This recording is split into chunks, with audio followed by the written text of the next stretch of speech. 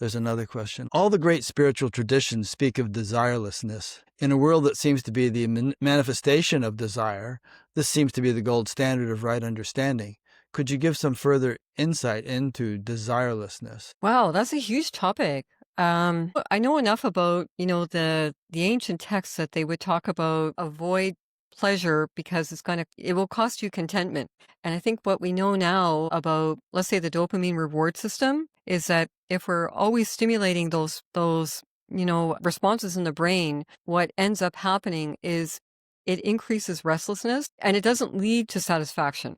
We're in an environment now that is just like so hyper stimulating that I think this is a big challenge for people on a spiritual path now. But part of this is really looking at one's tendency to indulge in all kinds of maybe like mini addictions, for example, and see what's really underneath that. Again, this comes back to reactivity and avoidance. Yeah. I have an analogy. Let's say you only have $10 to your name. You really have a desire for more money.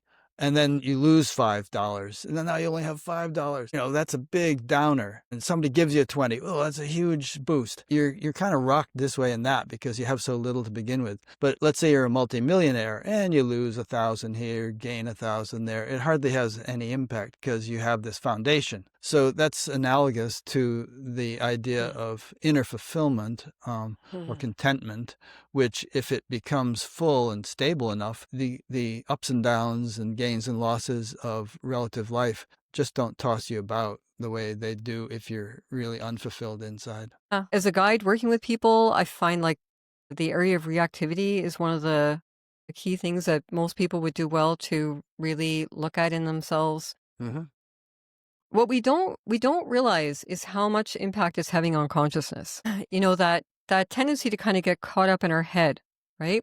With useless thinking, a lot of that is related to reactivity, and reactivity is related to addictions, avoidance, people pleasing, passive aggressive behavior, so many ways it manifests. And by addressing reactivity and being, understanding like what's in it for you to work on reactivity, I often say to people, like, if you understood what you'll gain from working on reactivity, you would waste no time because it's going to have such an impact on everything else. Like your capacity to be able to kind of like continue this awakening process to keep it unfolding. What gets in the way of a lot of people is reactivity. Yeah. So by reactivity, do you mean a kind of a habitual conditioned way of behavior? Yeah.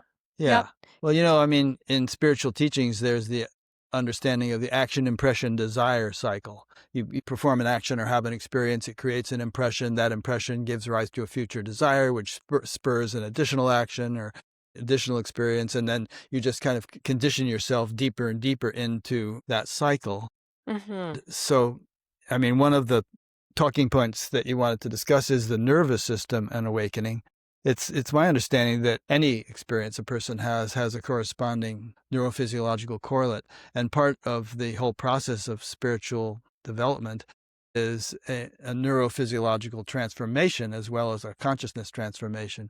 So you're actually on a neurophysiological level, you're working out those deep impressions that keep you bound to that cycle.